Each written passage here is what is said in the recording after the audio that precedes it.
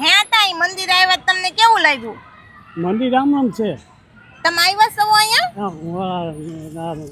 તમારા મોલા વાવલીના હારા ને બે જ હતા. ભાવિશાબેનના સસરા ની બધા તમે આવ્યા હતા. તમે તો ઈ નહોતા આવ્યા. તમારા લગન નહીં થયા હોય તો? લગન નો થયા તમારા. ઠીક. અમદાવાદમાં વકરી રહ્યો છે કોરોના. આમ એમની દાદા ભગવાનના મંદિર આવીને આપણે કે મોબાઈલ જોવા આવતા આવીશું.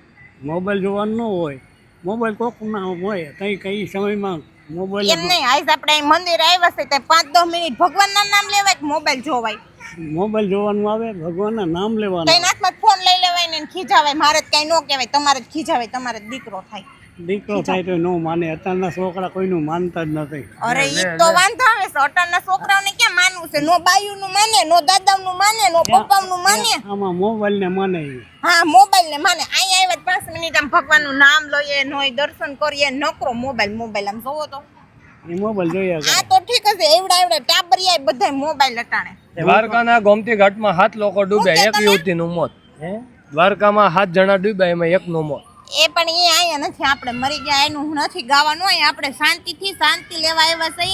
જીવન ને મૃત્યુ તો ભગવાનના હાથમાં છે. કા દાદા આપણું કઈ હાલે એમાં? તે પણ તું ભગવાનના નામ લે ને, તારે લેવાની જરૂર છે, મારે નથી લેવાનું. બધાને લેવા પડે ને ભગવાનના નામ.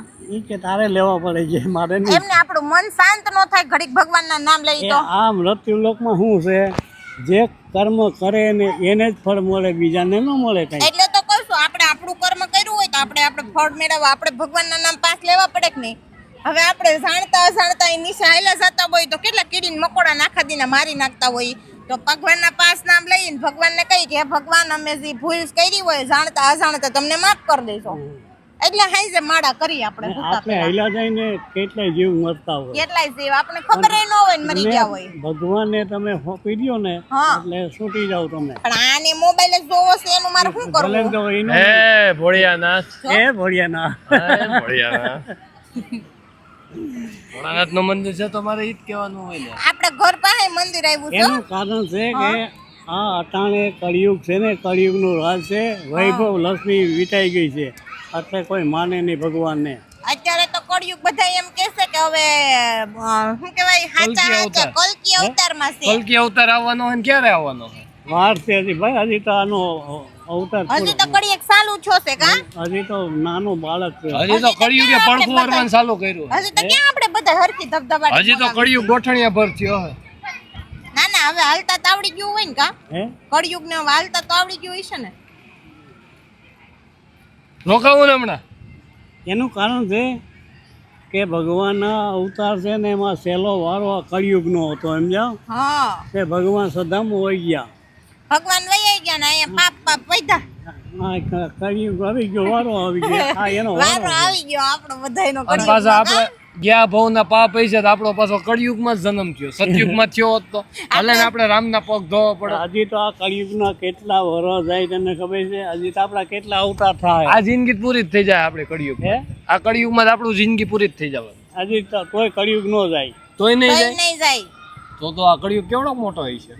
કળિયુગ કેવડો મોટો હોય છે? એમ તો હોય ને કે દાદા સતયુગ કેટલા વર્ષ આયલો તો કળિયુગ તો આલે જ ને. કળિયુગના કેટલા વર્ષ છે વારો એ કઈ ખબર છે આપણને? કળિયુગનો કેટલો વારો છે? ઓલા કરણને કોને માર્યો તો મહાભારતમાં? કરણને કોને માર્યો તો? અર્જુનને. ન હોય અર્જુનને માર્યો તો? દાદાને બધી ખબર હે. એને કેટલી વાર તો રામાયણ ને મહાભારત સાંભળી લીધી. તને ખબર છે આ તો મારી ઉંમર થઈ ગઈ, નકર મને તું બધું કેય આવડે. હજી અટાણે ગુજરાતી વાસી લેશે. 18 દિનનું યુદ્ધ હાલતું હતું ને, એમાં અર્જુન અને કૃષ્ણનો વારો. સમજો? એમાં યુદ્ધ હાલતું હતું ને, એમાં ભગવાને એવી લીલા કરી કે કરણનો રથ જમીનમાં એક પૈડું ફૂટી ગયું. પૈડું ફૂટી ગયું એટલે કરણ હેઠો ઉતરીને પૈડું ઊંચું કરવા ગયો હતો. ભગવાને અર્જુનને શું કીધું કે અર્જુન માર બાણ કે ભગવાન તમે ઉઠીને એમ કહો મને કે તું આને બાણમાં દગો થોડો કરાય. દગો થોડો કરે? દગો કોઈનો હગો થાય ન થાય. એટલે ભગવાન ભેગા દગો કર્યો હોય તો ભગવાનને શું કીધું કે અર્જુન જો તો નહીં બાણ માર ને તો કોઈ મારો ભગત છે ને કે આ મારો કારણ મારો ભગત છે, બેમાંથી એકનો વારો છે, માટે તો બાણ માર. એટલે અર્જુને ત્યાં બાણ માર્યું સમજો. એટલે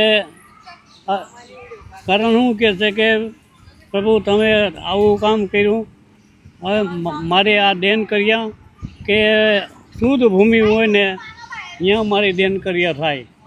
એટલે અહીંયા કંઈક સુરતમાં કરી છે ને આ ત્રણ પાનના ત્રાપીને વડે. કાંઠે ગયો વડલો 3 પાનનો, ત્યાં જાવું છે ને આપણે.